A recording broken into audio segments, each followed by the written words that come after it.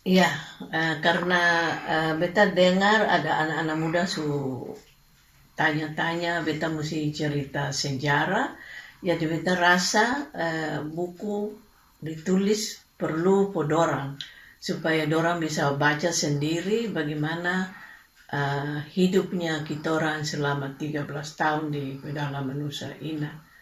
Sebab banyak kali kalau beta cerita barangkali kurang banyak, tapi kalau dalam buku dorang bisa baca lebih banyak dari itu apa yang beta tulis ya.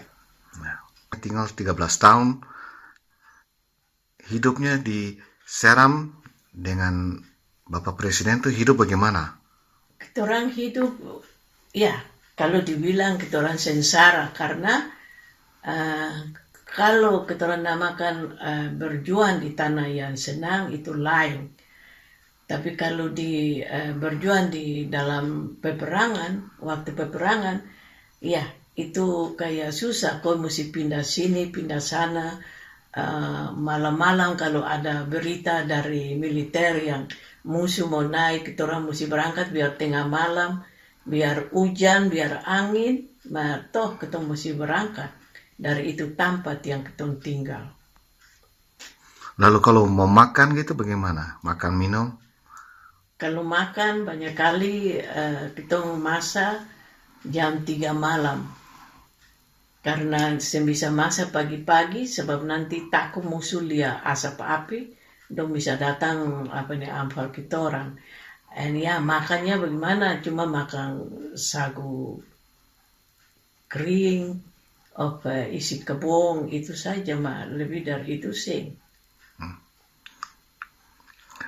13 tahun lalu Nyonya ditangkap di bagian Seram mana tuh? Sekarang utara Utara ya? di belakang kampung masih Sihulan. Jadi kita dibawa turun di kampung Sawai itu kampung Islam toh yang Ya. sekarang dorang bikin akan jadi apa itu Tommy? Ora Ora Beach. Beach. Oh iya. Ya, yang dikasih turun di situ. Ya.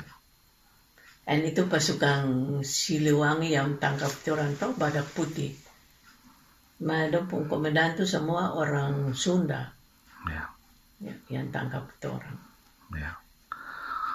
Em, lalu dibawa di Jakarta. Dibawa dari Sawai pergi di Ambon dulu, kita tidur satu malam. Terus pagi-pagi jam 6 pagi, don bawa ketondaran dengan jeep pergi di Laha, naik kapal udara. Itu Nyonya juga dengan Tommy, dengan Bapak Presiden Samukul semua dalam satu pesawat. Satu pesawat ya, Ya. dengan adikku dia di Neperdal, ketemu Ampa ya.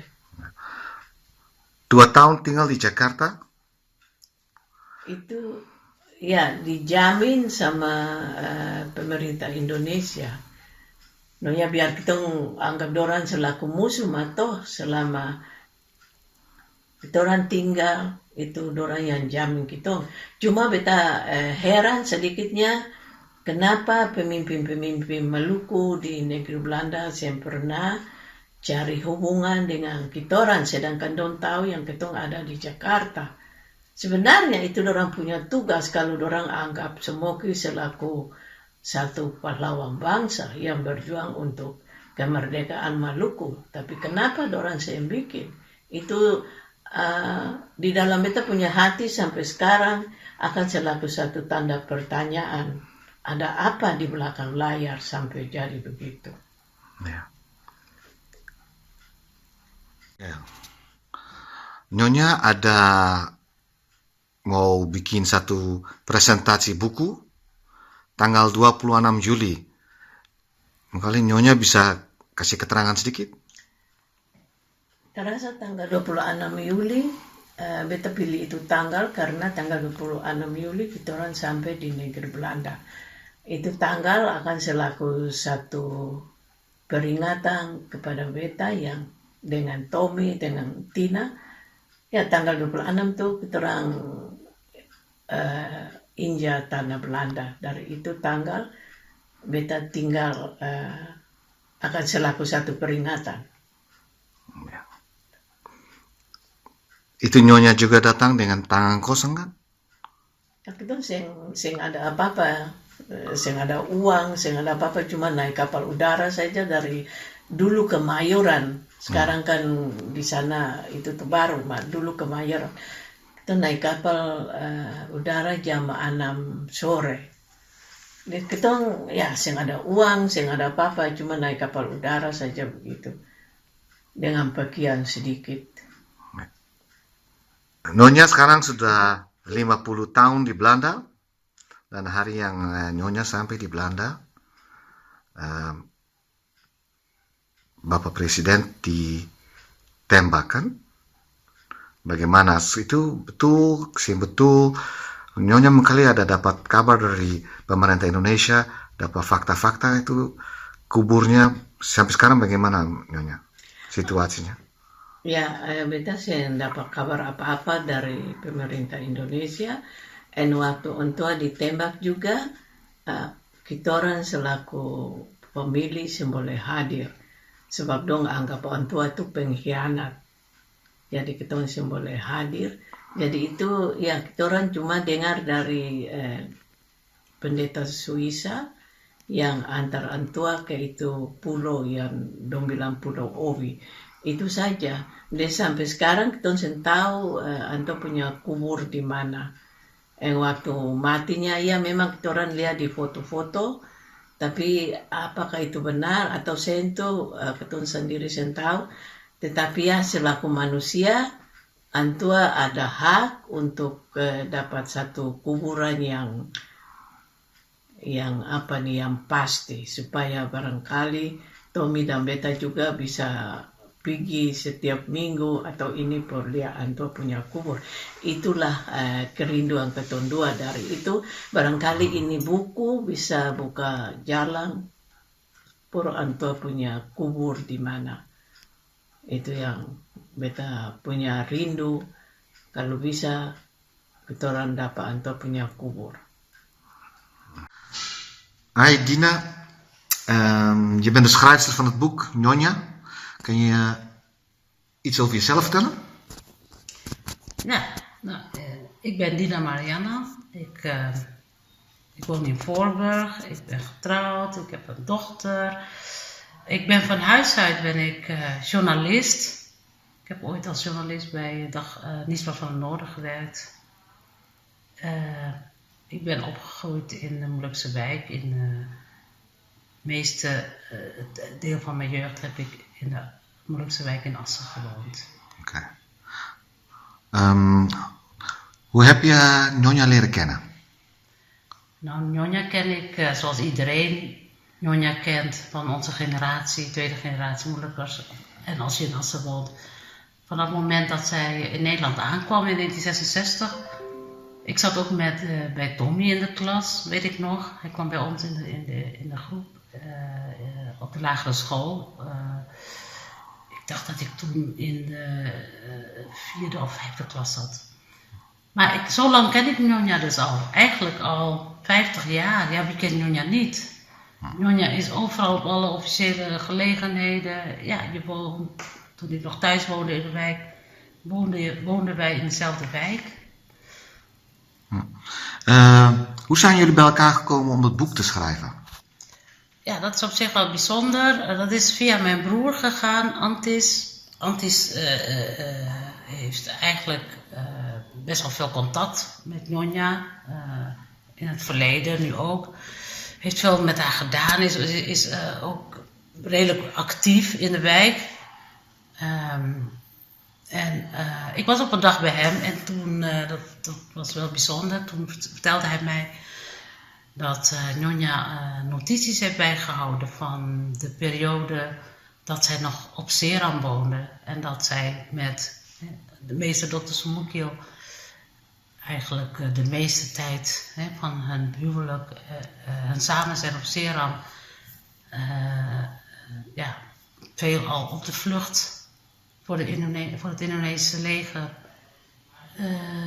actief, omdat hij actief was als leider van de guerrilla-strijd als president. Tweede president moet ik zeggen van Republiek Maluku Selatan. Mijn broer vertelde mij dat Nyonya notities bij heeft gehouden van die periode. En dat ze er ook over dacht om dat te publiceren. En dat hij voor haar eigenlijk op zoek was naar iemand. En hij dacht ook al aan iemand, een Nederlandse kennis van hem, een historicus. Zo, dat vertelde hij mij en toen bedacht ik, het kwam heel impulsief op. Ik dacht, nou, ik zou dat eigenlijk ook best wel willen doen. Dus ik stelde dat voor. Ik zei, waarom zou ik het doen? Heel impulsief. En toen had mijn broer ook zoiets van, goh, dat is misschien nog niet eens zo'n gek idee. Hij heeft toen meteen contact gezocht met Nyonya. En zo is het eigenlijk gegaan. Want Nyonya was ook, meteen enthousiast, mag ik wel zeggen. Ik weet nog wel dat ze tegen me zei van, goh, ik vind het eigenlijk wel, prima als jij het doet. Zo is het gegaan. Kan je een tipje van de sluier van het boek lichten? Nou, een tipje van de sluier dan, hè, want het moet nog uitkomen, maar waarom ik eigenlijk, hè, want je moet natuurlijk, om zo'n boek te schrijven, moet je wel de inspiratie hebben en daar ook echt wel iets in zien. En ik moet zeggen, toen ik die notities van Nyonya had gelezen, en ik heb ook natuurlijk gesprekken met haar gevoerd, hè, om nog van allerlei informatie van haar te krijgen. Toen ben ik heel erg onder de indruk geraakt van haar ervaringen in die periode.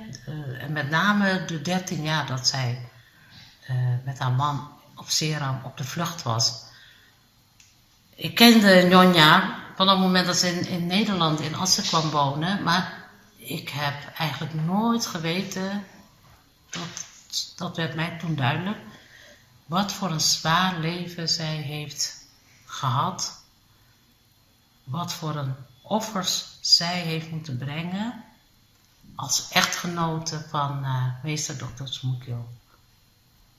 Tot en met natuurlijk ook heel, heel intens en ingrijpend, zoals wij allemaal weten, de executie van hem.